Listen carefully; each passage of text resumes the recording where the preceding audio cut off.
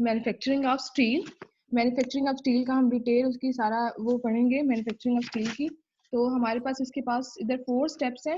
सबसे पहला स्टेप है कार्बनाइजेशन ऑफ कोक, देन है blast furnace, then basic oxygen steel making, electric arc method. ठीक है,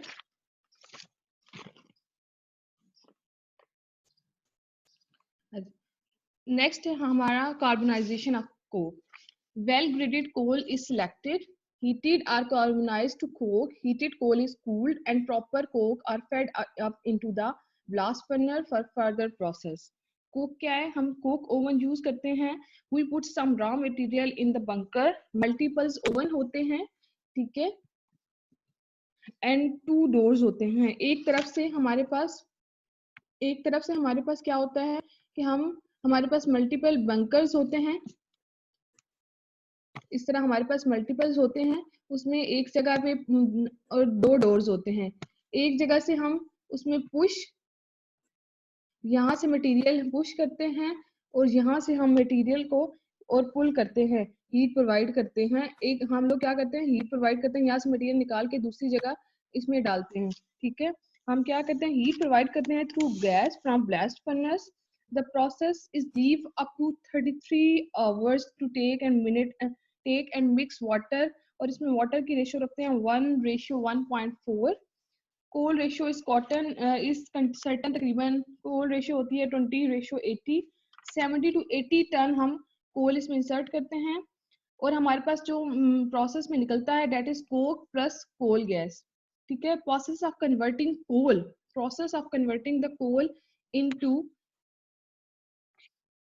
the process of converting the coal into coke and coal gas in absence of air is called carbonization. So what is carbonization? The process of converting the coal into coke and the coal gas in absence of air at high temperature is called the carbonization of coke. Classification of coal on the basis of coking coal है the coal which becomes soft plastic. हमारे पास classification है कोल की, कुछ classification होती है हमारे पास। 2 किस्म के होते हैं, coking coal, non coking coal. Coking coal को the coal which become soft plastic and fuse together at high temperature to form is called coking coal. मैं यहाँ एक मिनट स्टार्ट करके लिख देती हूँ। What is carbonisation? The process of converting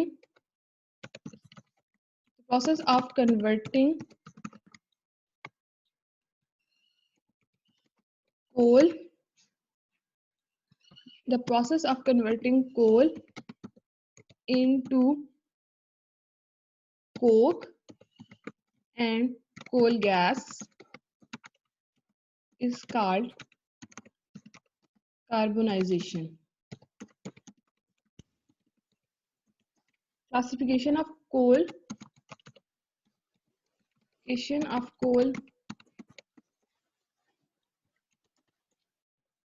Coking coal, which is very soft, plastic, and fused together at high temperature to form large coherent mass in absence of air is called coking coal. It is very soft. Plastic and fused together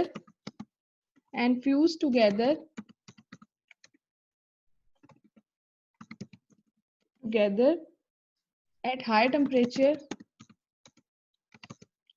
temperature to form large coherent mass.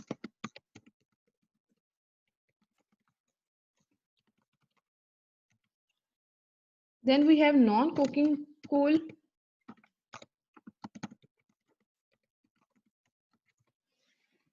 They don't produce good coherent mass. They don't produce good coherent mass.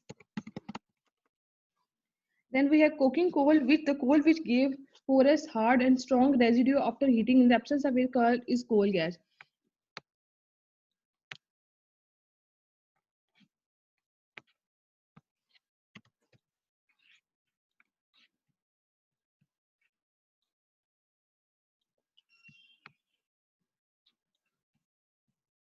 हमारे पास क्या है, cooking coal, the coal which give hard and strong residue after heating in absence of air.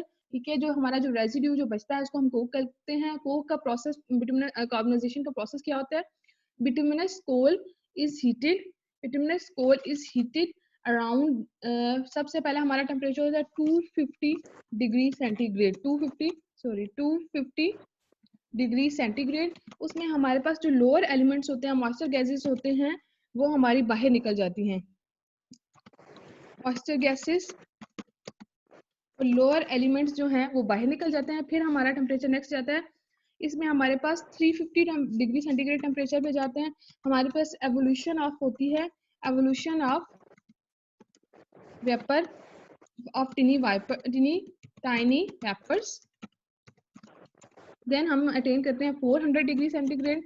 400 degree centigrade के तहत कोल जो है हमारा become soft and plastic like, और हमारे पास हाइड्रोजन गैसेस यहाँ इन्वॉल्व होती है। हमारे पास coal become soft and plastic, hydrogen gases evolve.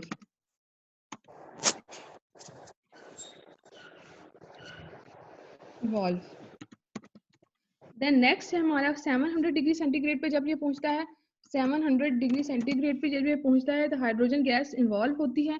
इसमें भी हाइड्रोजन गैस इन्वॉल्व होती है।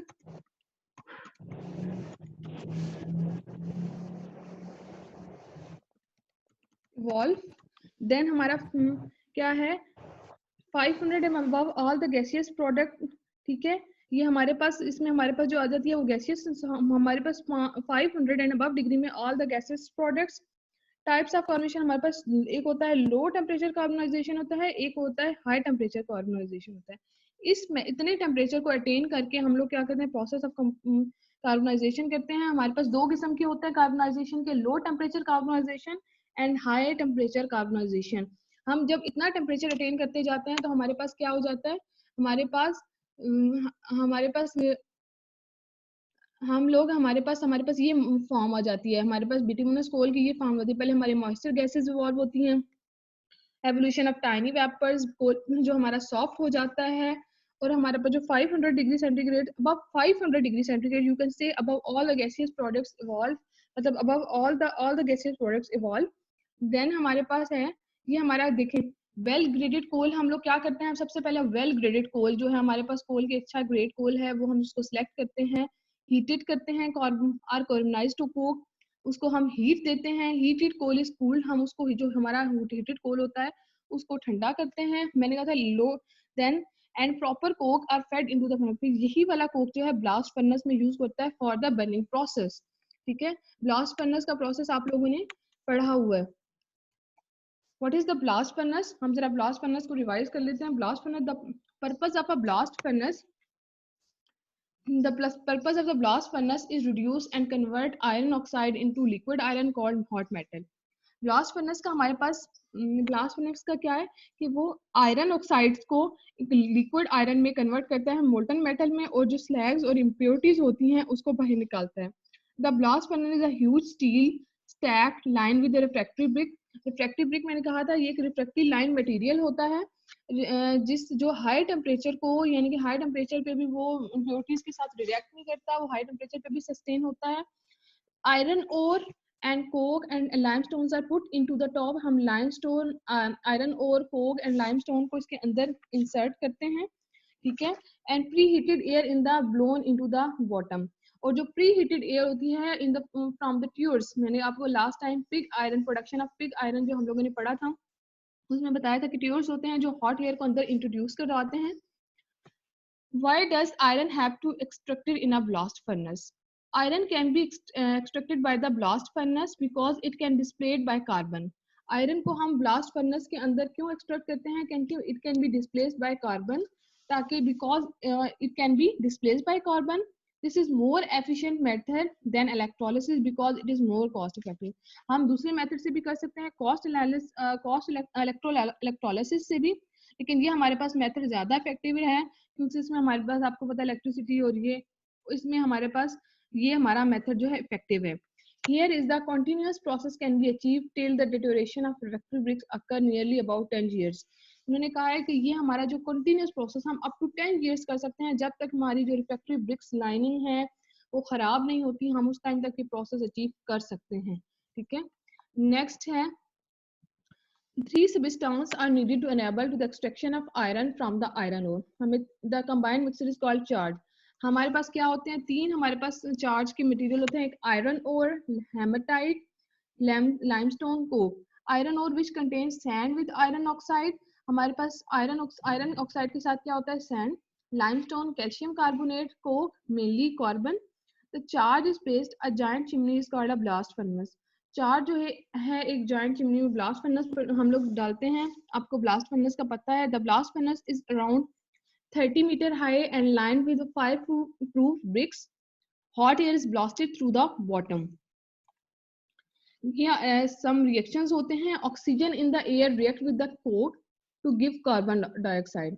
जो हमारे पास बाहर से हवा आती है, जो हम एयर ब्लास्ट करवाते हैं, ऑक्सीजन के साथ कार्बन रिएक्ट करके तो कार्बन डाइऑक्साइड प्रोड्यूस करती है। The limestone break down to form carbon dioxide. जो लाइमस्टोन है वो क्या हो जाता है, ब्रेक हो जाता है into into into carbon dioxide में। हम कार्बन हमारे पास ये क्या है, कैल्शियम कार्बोनेट, हमारे पास कार्बन डाइऑक्साइड और सीओ में कन्वर्ट हो जाता है। ठीक है, कैल्शियम ऑक्साइड में carbon dioxide produce in 1+2 react with more coke to produce carbon monoxide. हमारा जो कार्बन डाइऑक्साइड जो प्रोड्यूस होती है वो कार्बन के साथ रिएक्ट के कार्बन मोनोऑक्साइड प्रोड्यूस करता है। Carbon monoxide reduces the iron in the ore to give molten iron.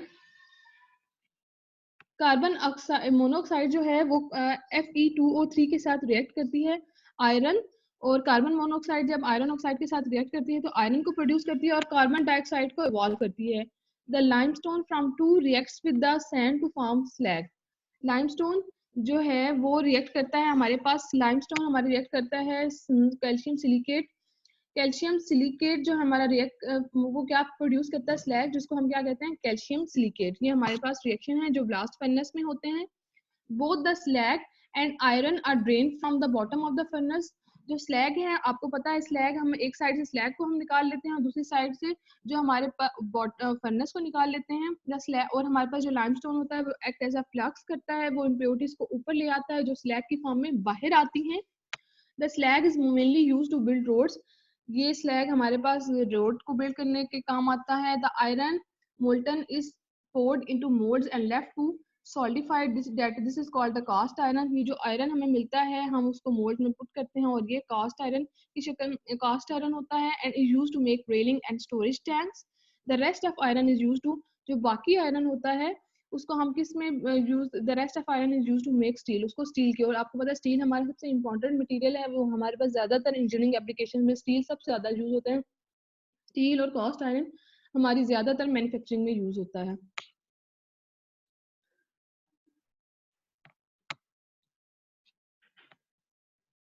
Then next है हमारा basic oxygen steel making. Basic oxygen steel making क्या है कि हम कार्बन की रेशो, जब हम ब्लास्ट फर्नेस से हमारा कार्बन आता है तो उसमें कार्बन की रेशो ज्यादा होती है। In this method carbon rich pig iron is achieve. हमें क्या अचीव होता है कि कार्बन रिच, अगर we are using pig iron तो carbon rich pig iron is achieve. ठीक है, अगर हम लोग आयरन और यूज करें तो हमारे पास क्या आएगा, carbon rich pig iron achieve होगा। तो हम उसे स्टील में कन्वर्ट करना है तो हम उसमें क्या करते हैं, बेसिक ऑक्सीजन को हम ब्लोन करेंगे, ऑक्सीजन को इंजेक्ट करेंगे इनटू मोल्टन आयरन।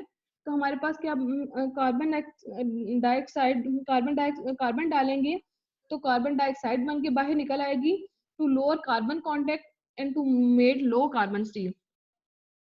हम इसमें क्या करेंगे, हम ऑक्सीजन को ब्लोन करेंगे ताकि हमारे जो कार्बन डालेंगे और वो कार्बन डाइऑक्साइड बन के बाहर निकल आएगी। हम ऑक्सीजन जैसे ही डालेंगे तो वो कार्बन डाइऑक्साइड बन के बाहर निकल आएगी। इस तरह हमारा जो कार्बन कंटेंट है वो लोअर हो जाएंगे तो हमारे पास लो कार्बन स्टील आ जाएगा। ठीक है, that is basic oxygen steel making.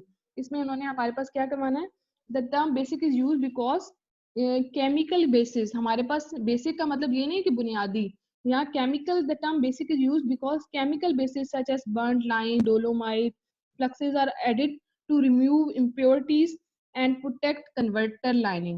हम टर्म बेसिस हम क्यों यूज करें, टर्म बेसिक यूज इसलिए करें कि हम इसमें lime, dolomite, fluxes are added to remove impurities to provided to convert the impurities to remove the impurities. ठीक है, हम क्या करेंगे, हम मोल्टन पिग आयरन और हॉट मेटल को पोर्ट करेंगे into refractory line ladder from blast furnace. Now the ladles, हम इसका पढ़ लेते हैं. Hot metal from the blast furnace and steel scrap are the principal material used in basic oxygen steel making. हमारे पास blast furnace से जो hot metal आता है और जो स्टील स्क्रैप है, हम इसमें क्या होता है, स्टील का चूरा जो है वो भी हम प्रिंसिपल मटेरियल है, हम बेसिक ऑक्सीजन स्टील मेकिंग में यूज करते हैं. Modern furnaces or converters will take a charge and will take a charge up to हम लोग इसमें 350 tonne and convert it in steel in around 15 minutes, और इसे स्टील में कन्वर्ट कर देंगे 15 मिनट्स में. ठीक है, अ water cooled oxygen lens is used. इसमें क्या करेंगे, ऑक्सीजन इंजेक्ट करवाएंगे, यानी कि water cooled oxygen lens is load into the converter and high purity oxygen is blown onto the metal at very high pressure. The oxygen combined with the carbon, oxygen क्या करेगी, combine करेगी carbon के साथ and other unwanted element के साथ, eliminating them from the molten charge. उनको molten charge से eliminate कर देगी, उनको बाहर निकालेगी. This oxidation reaction produce heat. ये जो ऑक्सीडेशन रिएक्शन होंगे ये क्या करेंगे, हीट प्रोड्यूस करेंगे. Temperature of the metal is controlled by the quantity of added scrap. और मेटल का जो टेम्परेचर है वो हम कंट्रोल करेंगे by the quantity of added scrap. जो स्क्रैप हम स्टील का चूरा डालेंगे. The carbon leaves the as the converter as a gas. Carbon जो है वो as a gas, carbon monoxide की शक्ल में वो बाहर चला जाएगा. Which can after cleaning be collected for reuse as a fuel. जिसको हम कलेक्ट करके एज अ फ्यूल भी दोबारा यूज कर सकते हैं. Lime is added as a flux to help carry off the other oxidised impurities as a floating layer slag. Lime use करेंगे as a flux to help carry off the, हम ताकि other oxidised impurities को हम in the layer of slag हम बाहर निकाल सकें. Converter is tilted and steel is stapled into the lead. Typically the carbon content of the steel at the end of the refining is about 0.04. Converter को हम tilt करेंगे. या हमारे पास ये देखें, हमारे पास हमने क्या किया है, सबसे पहले हमने स्क्रैप इसके अंदर ऐड किया है, चार्जिंग स्क्रैप ऐड किया है हम लोगों ने इसके, और उसके बाद हमने क्या है, चार्जिंग स्क्रैप हाफ किया, उस चार्जिंग हॉट मेटल को उसको हॉट मेटल में कन्वर्ट किया है, और देन हमने ऑक्सीजन ब्लो करवाई है, इसके अंदर ऑक्सीजन इंजेक्ट करवाई है. देन हम सैम्पलिंग करेंगे. सैम्पलिंग का क्या प्रोसेस है, सैम्पलिंग जो हमारे पास प्रोसेस है, सैम्पलिंग प्रोसेस इज यूज ताकि हम लोग कोई भी सैंपल ले सकें. हम उस सैंपल को हम लोग जो है उस सैंपल को लेके टेस्ट कर सकें कि हमारा जो स्टील बना है उस वो उसकी उसको टेस्टिंग करके हमें पता चल सके कि स्टील में कार्बन की मिकदार कितनी है. That is sampling process. ठीक है, देन है हमारा स्लैगिंग. और स्लैगिंग का क्या है, जो हमारी जो इम्प्योरिटीज है, जो हमारी इम्प्योरिटीज हमने कहा था, जो हमारे लाइमस्टोन ऐड करेंगे, जो उसमें वो इम्प्योरिटीज को बाहर निकालेगा, ऑक्सीजन रिएक्ट करेगी इम्प्योरिटीज के साथ और रिएक्शन होगा, तो वो इम्प्योरिटीज को क्या है बाहर निकालेगी, वो होगा स्लैगिंग प्रोसेस.